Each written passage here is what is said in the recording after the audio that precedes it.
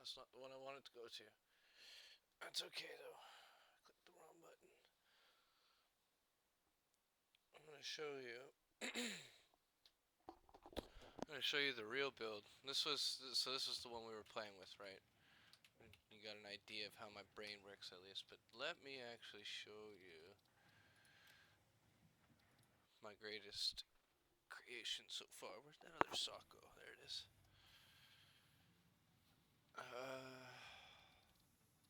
Load CFT20.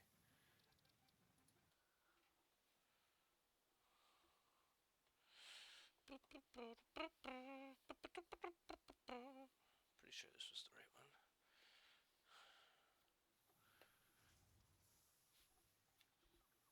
Oh no, no, this wasn't it. This is a different one I was working on. A little bit more optimized. Like, way more optimized actually. Load game, smart buffer. 51 hours, by the way. 51 hours. 51 hours. 1 hours. Uh-oh. There we go. Okay. So, over here, this is my concrete generator. So, what I've got going on here is all of my resources are bussed around up here. These are tier 3 belts, by the way. And the reason this isn't moving is because my box upstairs is full. So, let's go take a look at that. Whee! So, this is all my storage containers. Concrete, full. Iron plates, full. Pipes, or sorry, not full, but close to full. Copper wire, full. Cables, nearly full. And copper sheets, which you don't use much of. So those are your basic refined products. These are all of our more advanced ones. Routers, encased industrial beams, stators. We've got steel pipe. We've got metal frames. We've got, oh, what are these called again? Automated wiring. Fucking versatile frameworks. Ooh, we got a lot of smart plating. Full on reinforced iron plates. Duh, 2 reinforced, and then these ones are empty. So yeah, this, let's go take a look at the beast though. The machine that runs it all. So you can see raw resources get pulled up. We've got coal for steel. We've got copper, iron, limestone. Our power generators. There's water pumps because you got to run water into the generators themselves. And then you feed coal through the belt, which you can see is running through. Each of these they're all on, so we're good there. Oh, we. All right, let's go upstairs and take a look at this.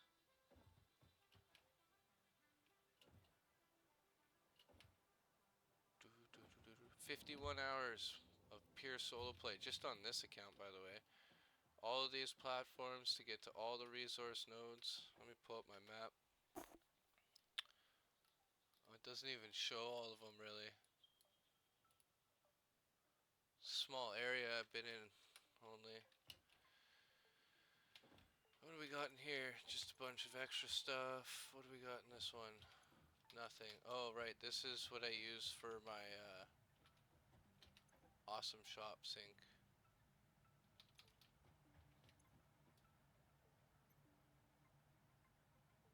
Only 4 coupons, don't need to print those. So yeah, let's go take a look at the beast here. So on the bottom side here, we've got smelters. These are all taking our raw resources in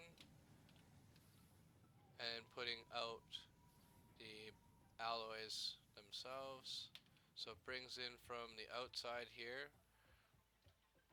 We bring them in off of the conveyor belts in, and then we run a secondary inner belt. So we've got the outer zipper belt, then we've got an inner line that runs inputs to all of the smelters, and then in the center, or rather, I guess the quarter center, we have the output line. So this is where all the outputs would come out of. They go along this line, and they get injected up into the higher lines.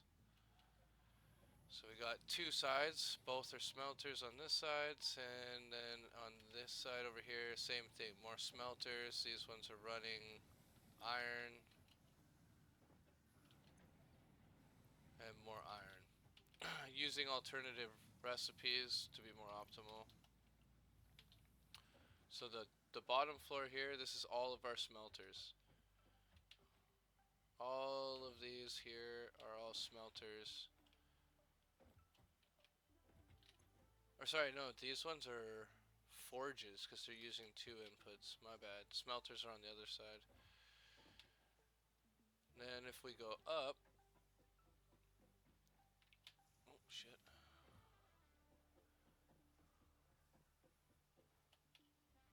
We go up to the second floor here. We have our basic recipes. These are our crafters. These ones are all making steel beams. Let's go around. Go to the front of the line. So you can see here, we pull up through the floor to get our resources. Come on, get around. And then we pipe it through the middle here, and we've got on each side, we split it. So these ones are making rods, and these ones are making pipes, or plates. So all these ones on the left side are making plates, all these ones on the right are making rods. And then the next layer over here, so you've got your outputs here on each side. And again, they get fed up into the middle zipper system, which takes all of our resources. We've got our basic raw resources, then we've got bars, alloys, and then we've got crafted outputs. And as we go higher, you'll see that the outputs themselves get more advanced. And then I also I think I've fed a couple of these with like extra resources too, just to get more input output, if that makes sense. So we've got our basic iron, we've got steel on this side. Oh fuck. Back up. And then if we go to the top floor, for fuck's sakes. If we go to the top floor, we have our assemblers, which are over here.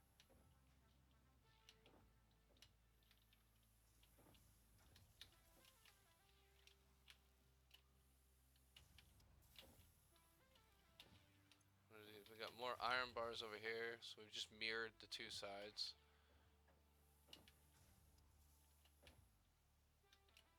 What do we got making on this one? So this is more steel beams. So again, we just mirrored the other side.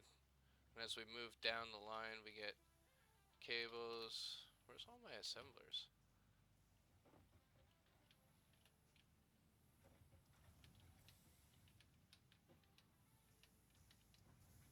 Come on. Wire. Okay, so they're all making those. Ah, there we are. Copper. Yeah, where's all my assemblers? Oh, you know what? I think I was in the process of reconstructing all this, wasn't I? So I probably dismantled them all. Foundry.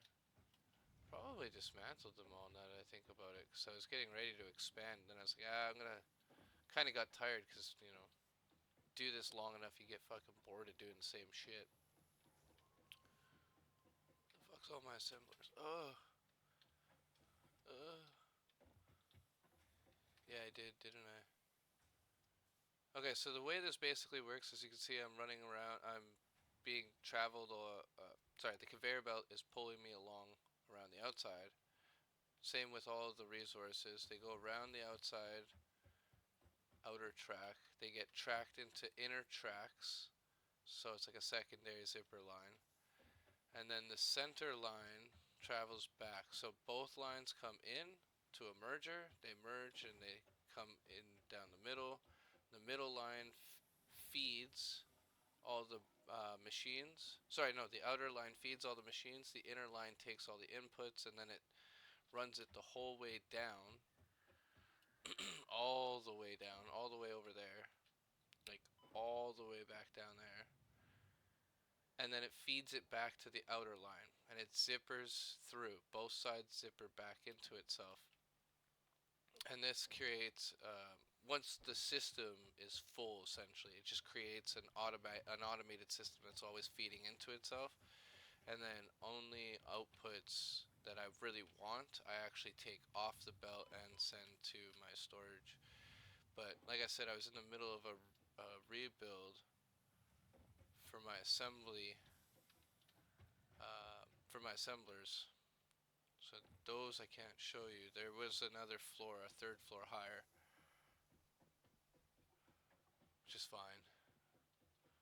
You get the basic idea of how this works. There was an extra floor above here, and I think I was moving everything for some reason. I can't remember exactly why. I think I just got bored. You can see the catwalk here was in place. And yeah, so we just use a shit ton of mergers, splitters to move items and resources as we need. We use elevators to raise everything up and stack them vertically as well as horizontally and laterally. And then we just mirrored it. You can see everything functions as a fractal mirror of each other. Once you create one system, it's just a matter of replicating the same system over and over again.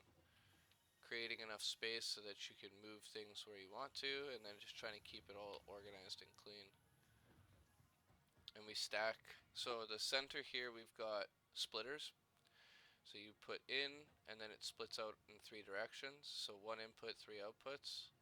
And then we use mergers on the corners and the sides. These are mergers. They take 3 inputs and 1 output, and that's what keeps all the resources moving in one direction while inputting all the resources from the center.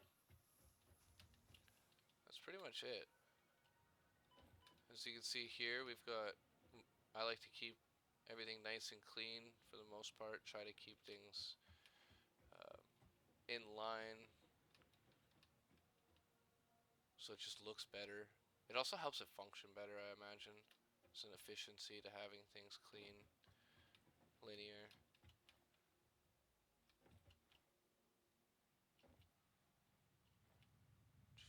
Let's go take a quick look here. So yeah, we've got all of our coal comes in over here.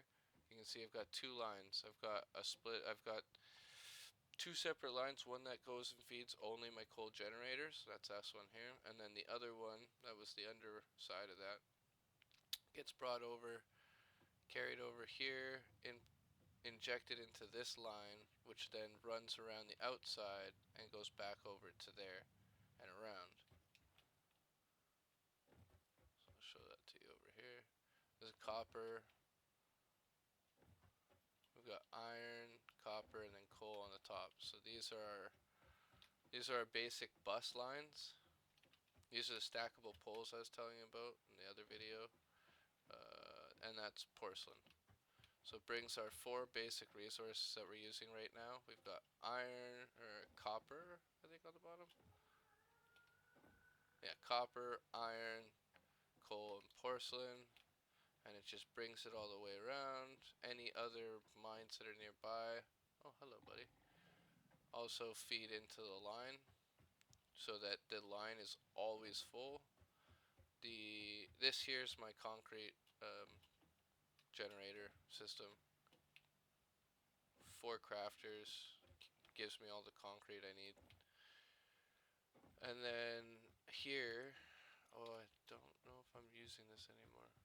Oh, I see. I had extra resources, like I had like this here, just iron ore 'em. And what I did is I created these boxes where if I have extras, I could just put it in here and it'll feed it back into the line instead of throwing them out and wasting them.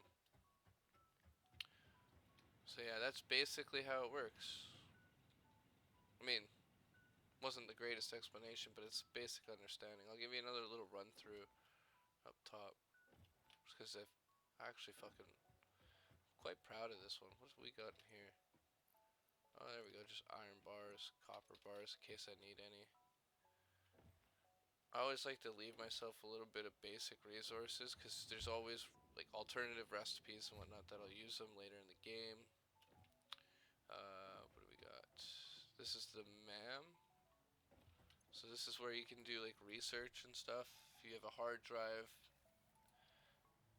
and then like when you find resources out in the world, the alien tech, this is all new because I haven't played since the update. That's what they finally made these for. You just pop one of these items in there, and then it'll give you access to this further tree of information which you don't know yet. Caterium, mycelia, and this is how you get like a different cellular modification, gas nobelisk. So I'm assuming that gives me the ability to create like a gas mask, for instance. I didn't mess too much with it because for the most part I just like automating systems. It's my main focus. So yeah, once again we've got our forges. I upgraded from smelters to forges. I forgot about that. So you have 2 inputs and 1 output instead of just 1 input, 1 output. We've got steel. We've got our inner line. We've got the middle zipper line, the feed line. Sorry, the ingestion line. Sorry. Outer lines. The outer perimeter line is the feed line, with the inner feed line being these ones here. And we use elevators to track everything over so that we can run under. We take everything from corners. We feed the line through corners as opposed to inputting it directly into each of these. This way, it's always moving through the system in the same way. It all circles around. With the secondary middle line being the output, and ingesting that up into the main line, which will then take them, run them out to the outer line, which will then take it back to the main middle line, and so on. And it just keeps feeding into itself. Fully automated system. All I have to do is take out what I want when I want it. Oh, we're underneath. Or create an output system if I really want to. If there's specific items I don't need to necessarily run through the system anymore, I can take them off. I can just turn them off. Um, I can literally come in and I could actually just cut the power to certain sections, because each of these are sectioned off. I could just cut the power line to whatever section I don't need to run anymore, and it would save me energy. Don't really need to because I've got perpetual energy now, even though it is coal, but you know, I'm the only fucking life form on this planet, so what does it matter? And then, like I said, second floor we've got basic crafting. Third floor we had all of our assemblers, but I destroyed that for whatever reasons. I can't really show you what that looks like, but it would have been the same basic system layout. Everything is fractal in nature, pulls all of the resources from the outside belt, feeds all output resources back into the system through the middle belt. The middle belt cycles down this way, splitting off to all direction in through all the middle sections, because each of these is a big section itself with 4 sections in a row. This is the quantum entangled aspect of it. It is technically a sequence, right? It's in a weird way, it is a linear sequence, but it runs on multi-levels, multi-dimensional levels. So if you think about it, it's one single track. It's a circle. It never ends, right? It's infinite, just like a circle. But a circle is just a line connected to itself. And So that's how this works here. It's just a single line that reconnects in on itself, but we've expanded that line out into 4 sections with 2 inner reflective sections on each side, giving us the ability, if we wanted to, for infinite expansion. I overbuilt this. I clearly overbuilt it because I had never even touched the second section yet. But I've got 1 section, 2 section, 3 section, and 4 section out back. Each one of these sections is measured to the same distance. It's what, 1, 2, 3, 4, 5, 6 wide by what do we got here? 1, 2, 3, 4, 5, 6, 7, 8, 9. It looks to be 18 to 20 long. So, yeah. And you can literally just keep building this out, like lengthwise. I could also then create it out. I could also expand it out widthwise too. So essentially what ends up happening then is we have 2 center lines. One center line goes that way, one center line goes this way, and then another outer line would come around and it would go back to itself. So we would end up with 2 middle zippers with an outer perimeter, and we could keep doing that indefinitely too. Expanding out widthwise and expanding heightwise. Quantum entangled systems. That's how it works. It's that simple, but it's also extremely complicated. And it took me fucking forever. Literally over 2 full days of playing by myself in this fucking world to build all of this. And I didn't use, like I said, there's like a prefab function where when you create a system, you can essentially store it as a blueprint and then recreate it, like copy and paste style. I haven't messed with that at all. I hand did each and every one of these. I hand connected all of the power lines. I hand laid every one of these fucking tracks, every one of these mergers, every one of these splitters. I went out to every one of the fucking resource nodes myself. I built every bit of this by myself. The only thing that made it quicker was the zoop function, but even that's limited to 10 at a time. So yeah, I don't know, it's pretty cool. If you have any questions, just let me know. Throw a comment. If you want to see more, if you want to understand how this works a bit better, let me know exactly what you want to know. And yeah, thanks for checking it out.